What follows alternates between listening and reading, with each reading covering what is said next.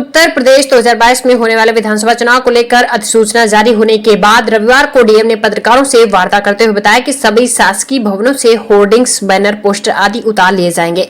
इसी तरह 48 घंटे में जो भी पब्लिक प्रॉपर्टी है उस पर से भी सभी प्रचार सामग्री हट जाएंगी। गाड़ियों पर भी बिना प्रत्याशी की अनुमति के कोई झंडा या स्टिकर नहीं लगा पाएगा। इसके लिए भी संबंधित प्रत्याशी को प्रशासन को यह सूचना देनी होगी कि उन्होंने कितनी गाड़ियों पर झंडा, स्टिकर या कोई अन्य प्रचार सामग्री लगाने को दिया है। इसका सारा खर्च प्रत्याशी के खर्च में जोड़ा जाएगा। उन्होंने कहा कि चुनाव को लेकर पहले से ही तैयारियां शुरू कर दी गई थी। स्टैटिक टीम को सक्रिय कर दिया गया है। जल्द ही सर्विलांस समेत सभी तरह की टीमें सक्रिय हो जाएंगी। कहा कि चुनाव में अपराध और अपराधियों के खिलाफ कोई गुंजाइश नहीं है। अगर किसी ने भी शांति व्यवस्था प्रभावित करने की कोशिश की तो प्रशासन उससे सख्ती से निपटेगा। सर, चुनाव आचार संहिता लग गई है, क्या जिला प्रशासन की क्या तैयारी है? विधानसभा चुनाव 2022 की घोषणा कल माननीय आयोग द्वारा की गई है। उसके घोषणा शेड्यूल आते ही हमारे मॉडल कोड ऑफ कंडक्ट जो चुनाव आदर्श आचार संहिता के जो परिपालन है हम लोगों ने शुरू कर दिया है। Banners, posters, hoardings, wall painting, इसमें हमारा लगातार काम चल रहा है और समय से समय इसका रिपोर्ट भी हम लोग कमीशन को भेजते रहेंगे। हमारे चुनाव छठा चरण में होना है, 6th फेज में होना है।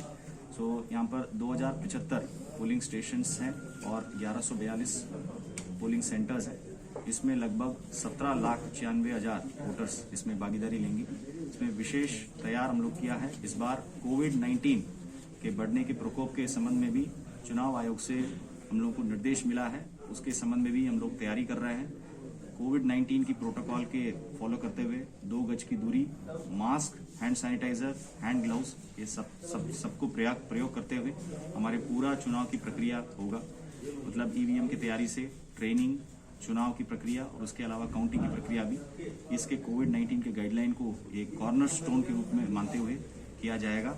और यहाँ पर पुलिस की सुरक्षा की व्यवस्था की दृष्टि से भी जनपद में समस्त व्यवस्था किया रखा है और बाहर से फोर्स मिलने के मतलब बहुत जल्दी से हमको मिल जाएगा और उसको भी डिप्लॉयमेंट, एरिया डोमिनेशन और फ्लैग मार्च वगैरह हर विधानसभा क्षेत्र में किया जाएगा। यहाँ पर टोटल 5 विधानसभा क्षेत्र है जिसमें आलापुर क्षेत्र शेड्यूल कास्ट के लिए रिजर्व है। बाकी जनरल असेंबली सीट्स है, सो उसमें भी प्रक्रिया चालू होगा।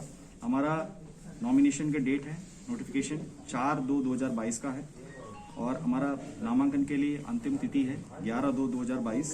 समीक्षा के लिए स्क्रूटिनी 14/2/2022। वापसी के लिए विड्रॉयल 16/2/2022। पोलिंग का दिन 3 मार्च 2022 और काउंटिंग का दिन 10/3/2022। सारे व्यवस्था हम लोगों ने करे रखे हैं और कोविड-19 गाइडलाइन के पालन करते हुए और माननीय आयोग के निर्देश अनुसार शांतिपूर्ण ढंग से निष्पक्ष चुनाव अंबेडकर नगर में 5 विधानसभा कॉन्स्टिट्यूंसी में संपन्न किया जाएगा। सी विजिल ऐप के बारे में थोड़ा। सी विजिल ऐप ये सारे सामान्य नागरिकों के लिए भी और इसके अलावा पॉलिटिकल पार्टी, प्रेस के लिए भी है। कोई भी मॉडल कोड ऑफ कंडक्ट आदर्श आचार संहिता के उल्लंघन है उसको सी विजिल ऐप एंड्रॉइड किसी मोबाइल से आप डाउनलोड कर सकते हैं। उसके बाद उसमें फोटो खींच के या वीडियो डाल सकते हैं। उसमें 100 मिनट के अंदर जो भी निर्वाचन कार्यालय है उसमें रिस्पॉन्स देगा और समस्या को समाधान करेगा। विशेष रूप से मीडिया बंधुओं के माध्यम से मेरा अनुरोध है ये सी विजिल ऐप को